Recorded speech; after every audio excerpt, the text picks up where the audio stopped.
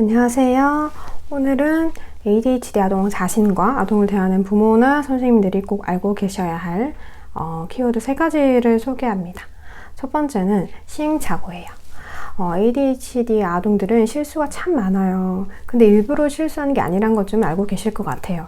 진단 기준에도 나와 있듯이 이 아이들은 세부적인 것들을 간과하고 자신도 모르게 곁길로 새고 주의를 금방 잃고 물건을 잃어버리고 그러죠. 근데 그런 것들을 저는 이제 실수라고 보거든요. 의도한 게 아니니까. 근데 왜 실수도 반복되면 실력이라고 그런 말들이 있잖아요. 그래서 이 아이들이 계속 실수를 하게 되면 그걸 본 어른들은 아이에게 고의성이 있다고 생각하게 돼요. 어느 정도 실수를 했으면 바로 잡으려는 노력을 해야 되는데 하지 않는다 이거죠.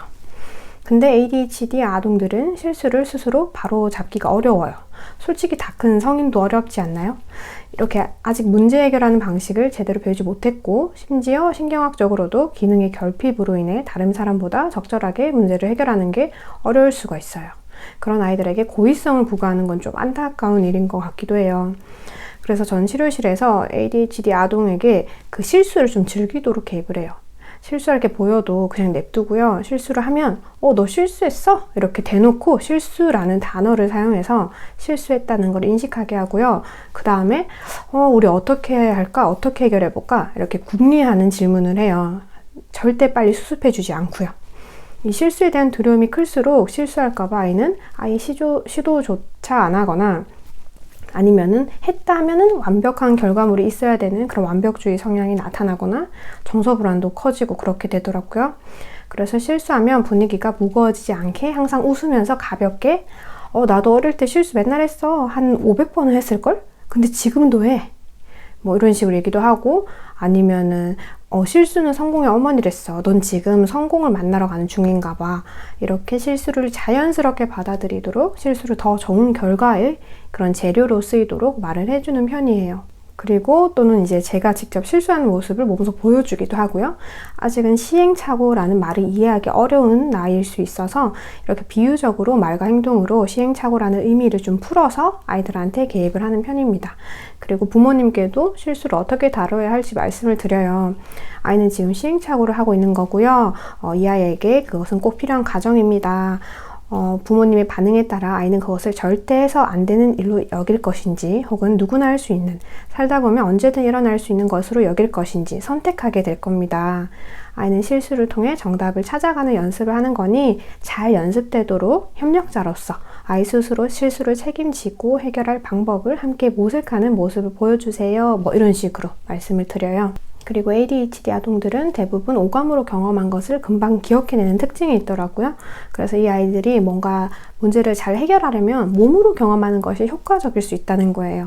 단순히 실수를 경험하게 하라 이게 아니라 실수를 통해 그 통찰 경험을 만들어주라는 거고 그렇게 하다 보면 아이가 똑같이 실수를 반복하더라도 그 실수를 자각하거나 교정하는 속도가 훨씬 빨라지는 게 보여요. 그러니까 ADHD 아이가 그 실수를 하거든 이게 시행착오구나 좋은 문제 해결력을 만들어줄 기회구나 아이에게 어떻게 스스로 해결할 수 있도록 우리가 도와야 될까? 이렇게 고민을 하시고요 여유롭게 접근하시는 게 도움이 됩니다. 그리고 두 번째는 예측이에요.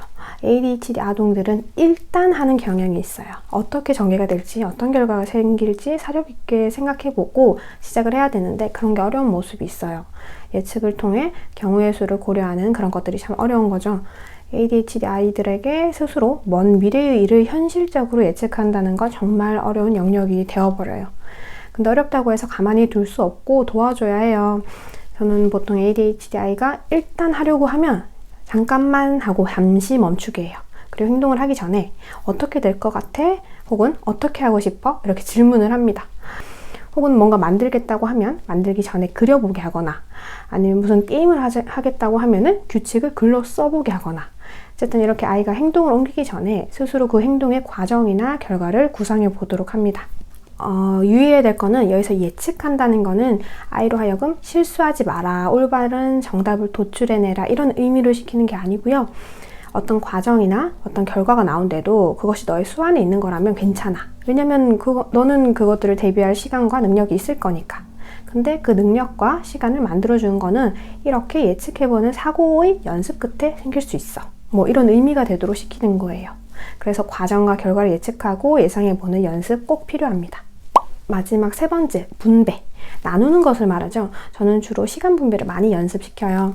ADHD 아동들은 주의력 분배가 잘 안 되는데 좋아하는 것에는 한껏 주의력을 쏟아붓고 이제 그다지 관심 없는 것에서는 주의력이 잘 발휘가 안 되죠. 근데 이 자원이라는 것이 대부분 한정되어 있잖아요. 한껏 쏟아붓고 나면 집중력이 없어져 버려요. 하루는 24시간 정해져 있고 그 중에서 아이가 놀 수 있는 시간과 공부해야 될 시간이 나눠져 있고요. 그리고 아이도 신체적, 정신적 에너지가 정해져 있고요. 뭐가 됐든 우선순위에 따라 적절히 조절하는 삶을 살았을 때 아이는 그 주어진 조건을 효율적으로 쓸 수 있게 돼요. ADHD 아동들은 자기 조절력이 좀 능숙하지 못하기 때문에 이거 역시 도와줘야 되거든요. 아이가 자기에게 주어진 조건을 잘 분배해서 결과적으로 잘 조절한 효과가 나오게끔 도와주는 거죠. 방금 말했듯이 시간 분배를 일단 기본으로 삼습니다. 이때 개입 방법은 말만 이렇게 해라, 뭐 이 시간에 이거 하고 이거 하라 이렇게 말만 하는 게 아니라 저 같은 경우에는 역시나 그림을 그리게 해요. 동그라미를 그려서 피자 나누듯이 몇 분 동안 어떤 활동, 몇 분 동안 어떤 활동 이렇게 나눌 수 있도록 하고요. 그렇게 분배되는 작업 역시 아이 스스로 하게 해요. 이런 작업 과정이 일종의 약속이 되어주고요. 그리고 스스로 그렸기 때문에 머리에 더 잘 기억될 수도 있습니다. 그리고 시간을 잽니다. 저는 휴대폰을 전혀 사용하지 않고요. 이렇게 포모도로 타이머를 사용을 합니다. 이게 자녀 시간이 어느 정도인지 시각적으로 이렇게 직관적으로 볼 수 있게 하기 때문에 아주 애용하는 편이에요. 그리고 주어진 시간이 종료가 되기 전에 미리 종료 예고를 해주고 종료가 되면 얄짤없이 끝내요. 그리고 여기서 또 첫 번째 말한 시행착오 과정을 한번 다지고요.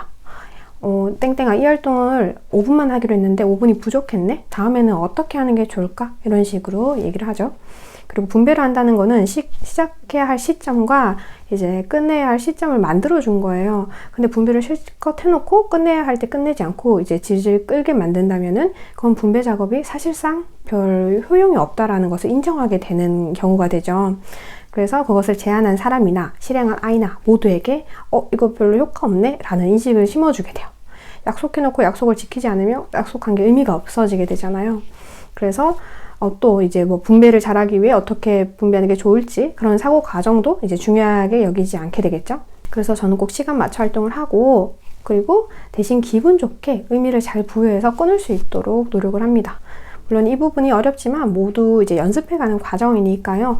여러 번 도전하고 반복하고 포기 없이 꾸준히 하다 보면 이제 되실 거예요. 오늘은 이렇게 ADHD 아동에게 필요한 3가지 키워드를 말씀드렸는데 이것 외에도 더 다양한 기술이 많을 거예요. 그리고 아이마다 조금씩 다르게 적용될 수도 있을 거고요. 그래도 아이를 어떻게 대해야 할지, 뭐가 도움이 될지에 대해 막막하셨던 분들에게는 조금이나 도움이 되셨길 바라봅니다. 그리고 제가 일이랑 병행해서 영상을 만들고 편집하고 하다 보니까 업로드 속도가 그렇게 빠르지 않을 수 있어요. 그렇지만 현장에서 일하고 있는 만큼 실제 치료실에서 일어나는 일들을 더 많이 다루게 되는 것 같아요.